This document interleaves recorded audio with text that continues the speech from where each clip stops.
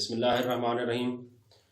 Biology second year chapter 24 के साथ topic का नाम है inheritance of acquired characteristic, Lamarck theory of evolution. Topic में आने से पहले आप अल्ताफ़ बायोलॉजिस्ट यूट्यूब चैनल को सब्सक्राइब कर लें और एंड पे आपने क्वेश्चंस या कोई भी आपके सवालात हों तो आपने कमेंट करने हैं। टॉपिक की तरफ आते हैं हम।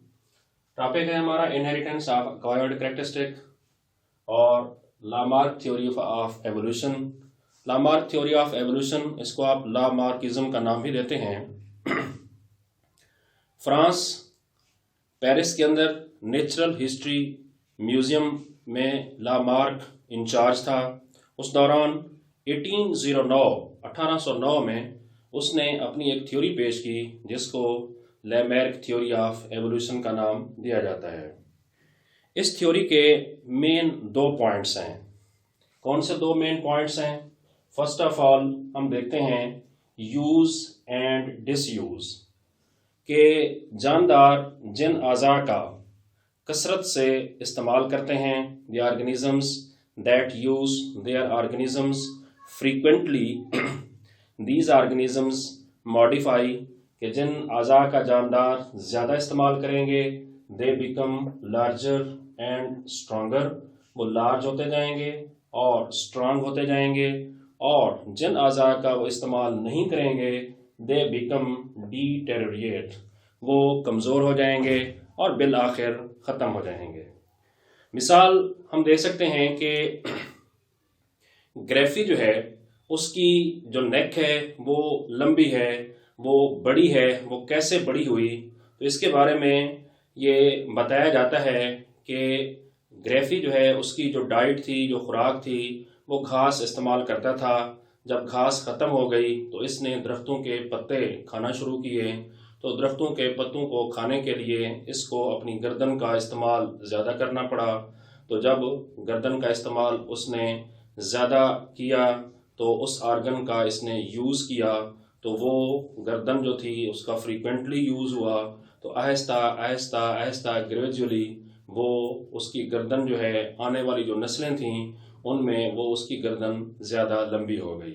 और जिन अज़ा का इस्तेमाल नहीं किया जाता तो वो बिल आखिर ख़त्म हो जाते हैं। सांप के बारे में कहा जाता है कि जब ये वजूद में आए तो इनकी टांगें थीं, तो वो उन टांगों का इस्तेमाल नहीं करते थे वॉकिंग के लिए, मूविंग के लिए।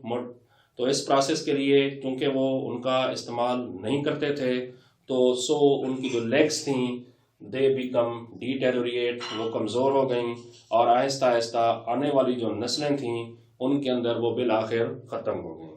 तो ये ऐसा पॉइंट है कि यूज़ एंड डिसयूज़, जिसमें जिन अज़ा का जानदार ज़्यादा इस्तेमाल करेंगे वो रिटेन रहेंगे और जिनका इस्तेमाल नहीं करेंगे वो डिटेरियोरेट हो जाएंगे। इसमें हम इसके एग्जांपल जो है ब्लैक स्मिथ की भी दे सकते हैं कि उनके जो बाइसेप्स मसल्स होते हैं, क्योंकि वो हथौड़े का इस्तेमाल ज़्यादा करते हैं तो वो उनके स्ट्रॉन्गर होते हैं। तो ये भी एक एविडेंस है, ये भी हम एक मिसाल के तौर पर जो है वो देख सकते हैं।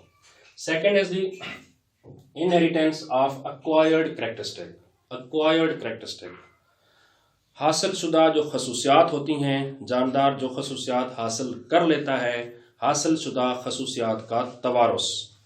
तवारुस मीन इनहेरिटेड, कि वो खसूसियात जानदार जो एक मरतबा हासिल कर लेता है वो खसूसियात दैन उसकी अगली आने वाली नस्लों में मुंतकिल हो जाती हैं। Modifications of an organism that acquire during its life time can be inherited. वो खसूसियात जो जानदार अपनी लाइफ टाइम के दौरान हासिल कर लेता है वो अगली नस्ल में मुंतकिल हो जाती हैं।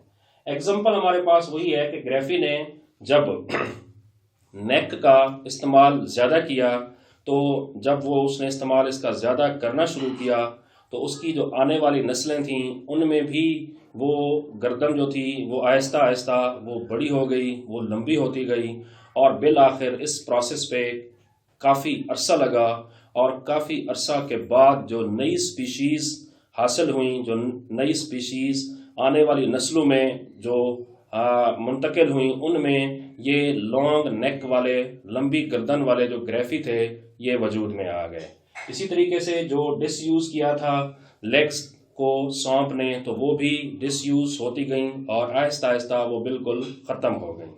तो इस हवाले से हम कहते हैं कि दी मॉडिफिकेशंस, वो तरामीम, वो तब्दीलियाँ जो जानदार अपनी ज़िंदगी के दौरान जो एक मरतबा हासिल कर लेता है, तो वो खसूसियात आहिस्ता आहिस्ता फिर अगली नस्लों में वो मुंतकिल हो जाती हैं और बिल आखिर वो रिटेन रह जाती हैं और वो खसूसियात उनमें परमानेंट हो जाती हैं। So these are the two main points of theory of evolution presented by लेमेयर।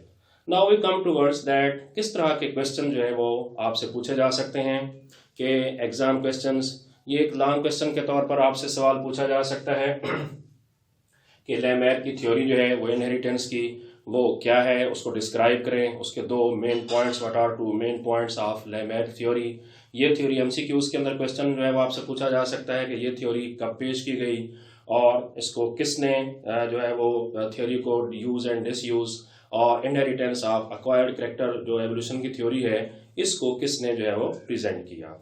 इस थ्योरी के ऊपर एक ऑब्जेक्शन भी जो है वो है, जो ऑब्जेक्शन किया गया, क्योंकि लेमेयर ने जो है वो बताया कि जो एक्वायर्ड कैरेक्टरिस्टिक हैं they are inherited. The modifications of an organism that acquired during its life time can be inherited, but the acquired characters can not be inherited. जो एक्वायर्ड कैरेक्टर्स होते हैं वो इनहेरिटेड नहीं हो सकते। तो ये इसके ऊपर ऑब्जेक्शन किया गया। ये भी एक शॉर्ट क्वेश्चन के तौर पर सवाल पूछा जा सकता है। What is the objection of Lamarckism, what is the objection of Lamarck theory of evolution. तो ये आपने टॉपिक जो है, छोटा सा एक टॉपिक था लेमेयर थ्योरी, इसको जो है वो हमने देखना है। Next lecture will be on the Darwin theory. तो इंशाल्लाह इंतज़ार कीजिएगा। Thank you very much.